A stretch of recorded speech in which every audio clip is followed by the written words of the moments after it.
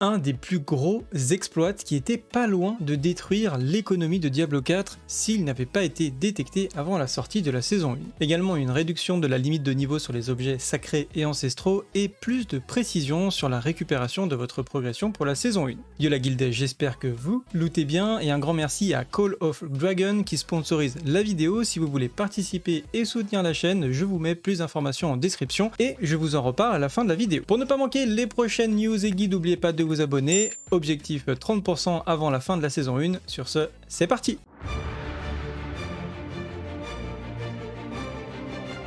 Vous avez plus que quelques heures pour vous inscrire sur le giveaway de la clé CD Diablo 4 qui se trouve sur mon Discord. Vous avez tous les liens et les explications qui se trouvent à ce niveau-là. Et un peu plus tard dans la semaine, vous aurez aussi cette statuette de Lilith. Pour tous les abonnés sur Twitch, mais également ceux qui ont rejoint la chaîne sur YouTube, n'hésitez pas de nous rejoindre également sur Discord puisque vous avez une surprise qui vous attend dans la partie privée. Donc on commence avec le plus grave exploit de Diablo 4 depuis le lancement du jeu a été découvert et on a eu suite à ça une énorme vague de bans. Tout a commencé à partir de cette petite news qui n'a pas fait tant de bruit que ça, puisque ça fait déjà 2 jours et personne n'en a vraiment parlé, où Blizzard a simplement dit qu'il y avait un problème, un souci avec le PVP, notamment par rapport au buff Hatred Chosen, qui s'obtient en fait quand vous avez tué 100 personnes en PVP, et bien vous avez ce buff là qui vous donne du coup des bonus de loot sur les différents objets que vous pouvez récolter, à savoir les graines de la haine, et en même temps tout le monde peut vous voir sur la carte pour venir vous tuer. Et après quelques recherches, je suis tombé sur un post du forum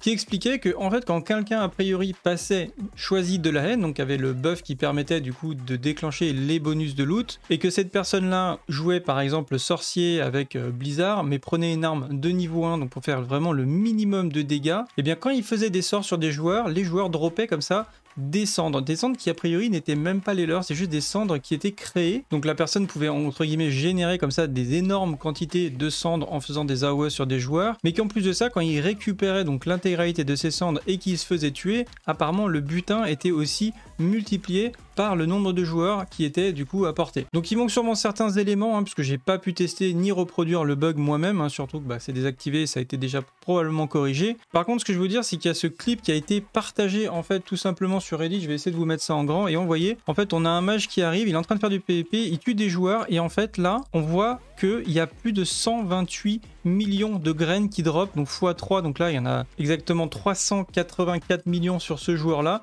et en fait il tue d'autres joueurs qui lui drop également des quantités astronomiques, des centaines de millions de cendres. Donc vraiment c'est la folie, on a des millions et des millions de cendres comme ça qui sont au sol. Apparemment les joueurs qui faisaient ça désactivaient le réseau partagé, donc se retrouvaient dans des maps où il y avait quasiment personne et faisaient ce petit bug exploit sûrement avec plusieurs comptes. Donc là peut-être certains ne savent pas pourquoi c'est un gros problème, mais il faut savoir que en PVP, comme avec les obols, vous avez un marchand qui vous permet d'acheter n'importe quel type d'équipement sauf les armes il me semble.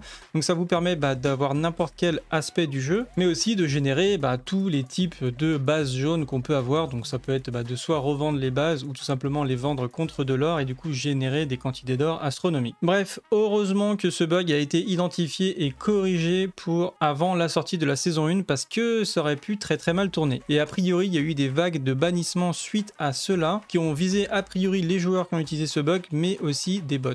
News suivante, bien Blizzard a retiré la limite de niveau qui est requis pour les objets dans la saison 1 et ça c'est une très bonne nouvelle. Alors de quoi je parle?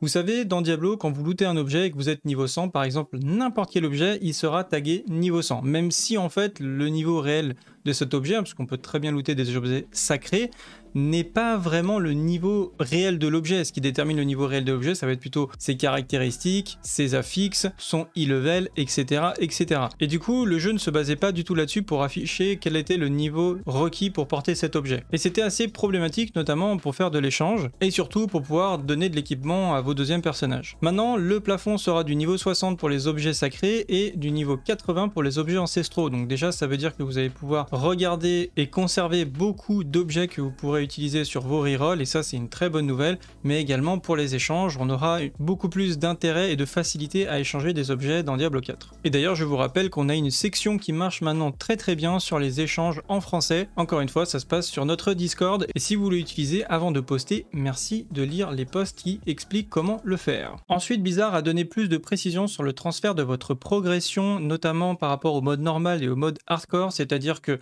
eh bien votre progression normale ne sera transférée vers le serveur de saison normal uniquement, et la progression hardcore le sera également vers la progression hardcore du serveur de saison. Et ça veut dire aussi que votre personnage de hardcore doit être encore en vie, c'est-à-dire que si vous avez monté un personnage, je sais pas, niveau 80, qui avait absolument tout débloqué mais qui est mort, malheureusement, comme vous ne pourrez pas le connecter, vous ne pourrez pas débloquer les bonus. Donc faites attention de ne pas mourir avant le 18, avant le patch, puisque c'est à partir de là qu'on pourra commencer à connecter nos personnages et transférer votre progression. Et pour finir, je vous parle de l'OP Call of Dragon qui se passe cette semaine, donc on a 10 jours pour valider cette OP. Comme vous le savez, je suis passé à mi-temps et donc du coup, je vais accepter de commencer à faire certaines de ces opérations afin de compenser la perte de la moitié de mon salaire du coup. Et donc si vous voulez soutenir, c'est extrêmement simple, vous avez un lien en description, il faut passer niveau 5 dans le jeu et attention, c'est uniquement sur PC, ça ne marchera pas sur mobile. Il y a déjà plusieurs dizaines de personnes qui ont validé ça sur le Discord ce matin, donc merci beaucoup à tous ceux qui ont déjà fait l'effort de valider les différents objectifs. Il faut passer niveau 5 avec votre hôtel de ville, il y a un autre objectif où il faut passer level 11, mais on a essayé, le level 11 est assez difficile à faire, donc vraiment si vous êtes